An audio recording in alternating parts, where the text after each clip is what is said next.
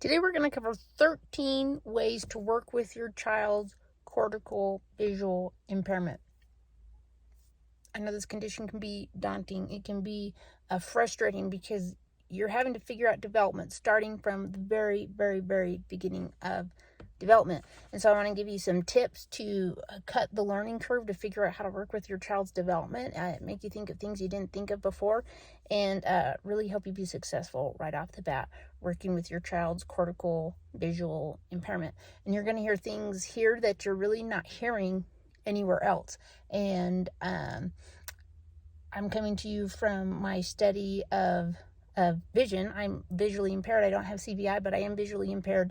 I work with CVI clients. I study movement structure, vision structure, and rotational mathematics, quantum physics, calculus, things like that, the mathematics of vision.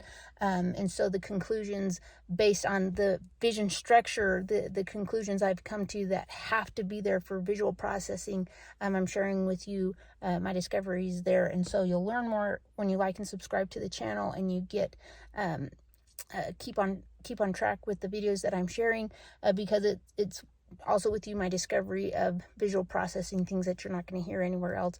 But also as a result, you're going to be one leg up on everyone else, because you're going to be working with the actual mathematics of vision. And I'm excited to share these 13 things with you. So when working with your child, you want to have the light source behind you. So when you have your object and you're having your child try and look at the object, you're trying to work with their vision. If you have a light source over to the right or to the left, that can cause a glare in the eye, and it can distract them and just cause a lot of discomfort. I have a lot of discomfort coming in from the left. And so if you put the light source behind the child when you're working with their visual qualities, the light they just only have to focus on the reflection off of the object versus like trying to process multiple sources of light. So number 2, get glasses, ask for surgery, get prisms if your child needs it. Don't let the doctor tell you the eyes are fine, and when you read the report, right there it has this prescription. It says your child has nystagmus or astigmatism, strabismus. If you're having an eye that turns out, so like the eyes are not fine. If your child has a diagnosis of CVI, the eyes are not fine. And ask your doctor for the prescription, even if they don't recommend it. The common belief is that the child will figure out vision on their own. Well, your child's not going to figure out vision on their own. That's why you're here, because they didn't. And so just not to go on a tangent, just get glasses, request surgery, or get a prism if your child qualifies for it. It will just make a world of difference for them. And if you get the glasses and they don't like it, the prescription's wrong.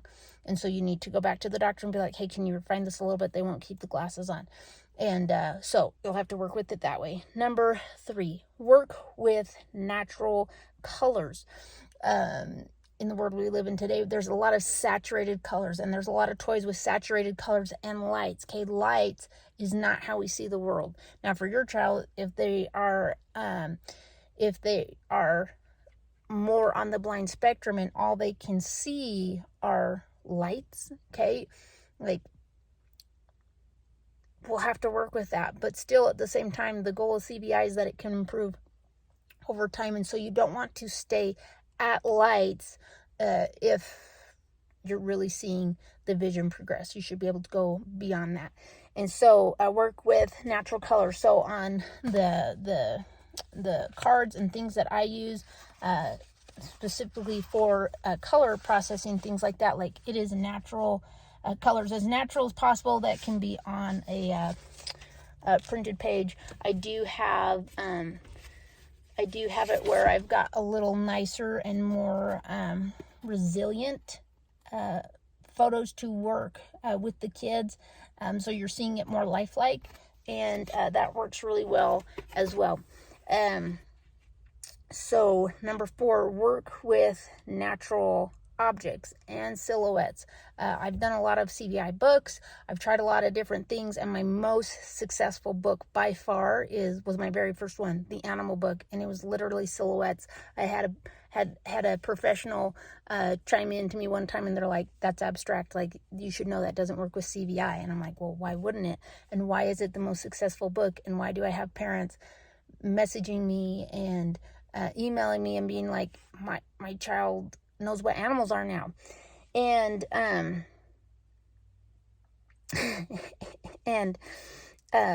like visual processing, our eyes take in a lot of information, and the brain's job is to simplify it so that it can be quick recall. And so when you look at these animals, you already know that's a camel before you actually look at the object. You've memorized the silhouette and you know what that is. If I show a different object, you're gonna know a button really quick. If I show a different object, that one you might not have known as fast because I had it in the wrong direction, but you're recognizing what it is faster due to the silhouette than you are the actual object. And so when I work with kids, I really try to use those natural objects because they reflect also the light in a way that creates a natural rotation in the eye. I'm not going to get too deep into that with the mathematics and things with that. That won't be in this video, but make sure you like and subscribe so you can learn more about that. Number five, you want to simplify things. And I'm not saying that you need to have a complete black box, you need to have a black carpet, you need to have, we want your child to be able to interact with the world, but also we want to give them focused vision for when we're working with them. So for me, I'm specifically using an 8x8 square piece of paper. Even this is an 8x8. And I do it with all the objects, an 8x8, okay, 8x8. And that's due to the mathematics and things that I am working on. And then I just have the object of focus. More specifically, it's the color, not necessarily the object that I'm focused on, because that's more my specialty that I go into. But it's just very simple. And then, too, this is something that you can play hide and seek with your child and go put this somewhere in the room and help them find the simplified object. So you can turn it into a game and just help them identify the object faster by putting that little dark background around it. And then you can start changing the black background into lighter colors so that they're starting to differentiate colors. But that's getting real complicated. Keeping it simple, more just explaining where you can go with that. That's how you can do that. Okay, number 6, when working with your child, if you have the object and you're having it there in front of their eyes. Now I'm just trying to keep this within the camera, and so you see it really close. But working with the child, if you have the object in the range of their central vision and they look away, okay, keep your object where it's at and just let them come back to it so they can process, look at it, do things like that. But it's when you're working with someone and when you start to get into their central vision, or when they have to focus with their central vision, that's for CVI, that's when they really look away. And so you want to just keep it still and let them come back and work with that a little bit. And just don't try to follow their eyes, because then you'll just make them more frustrated. Number 7, you want to work with the absolute horizon of the eye. In the description, I'll link to a video where I show you how to do that. But we're actually working on the structural processing of the eye that should be going on mathematically. And it doesn't require your child looking at anything. It's something that you can do while they're sleeping, but we're just working on that substructure to start initiating the eye's ability to start visually processing color, visually activating those cones in the back of the eye and starting to help your child to actually see and develop their vision. Okay, number 6, 7. Number 8, you want to work on the optimal development for your child's functional vision. And this is also number 9. You want to work on the optimal development of your child's functional movement. Now, you're going to look up functional vision and functional movement, and you'll find a lot of definitions of it. But what the type of functional vision and functional movement that you want is one that is offering your child optimal development, and movement lesson is where I have found that has done that the most. That's why I've studied, really gone into depth with that modality. That's what got me studying rotational mathematics, and why I know the eye has to work the way that it is, and why there are misconceptions of how the eye works, because it lacks the mathematical structure that I've discovered. And so movement lesson really teaches you how to work with both. I do work with movement lesson. There's a support program where you can get in, and we really work on those aspects of functional movement and vision with the modality created by Michelle Turner. And so I won't go into a ton of detail on that in this channel as far as like exercises, things like that, because that's her work. And so I'm really just taking a branch of her work and really going into color development and visual processing. Number 10, and I don't know sign past 10, so if you're scrolling past this, like, you're just gonna have to see my fingers come up when I'm telling you each one. Number 10, when we're working with central vision, we want to keep it within 10% from center of the eye, 10 degrees from center of the eye. That's where the central vision is. And 10% is just, where the pupil's at. I want to stay within a degree on either side of 10 degrees. So it gives you a 20-degree range, but I'm really trying to keep my object within that range of the eye to work on activating the cones of the eye, because the cones of the eye are really what process the color, where the rods are what's really processing motion and the peripheral of vision. And so that's where with number 11, I want to encourage you to use less motion. I know with CVI, they're like, you want motion, but the motion is not working with the central vision. If all your child can see is motion, they're only using the rods of their eyes. And then it's also an indicator that they're not using the color processing of the eye to take in an image, visually process it, and now put an input into the brain that it can now give an output of understanding what I'm seeing. And so a lot of CVI they're focused so much on an impairment of the brain, but I'm beginning to wonder more and more if the impairment really is coming from just the lack of structure in the eye, and the brain literally is just not getting the input needed from the eye to create a visual processing. That's with Michelle Turner's method.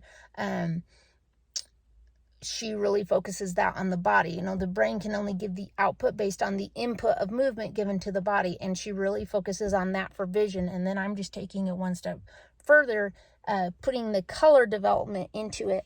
And so you just want to try and use less motion. You can use a little bit, but don't have the focus be trying to have your child follow motion.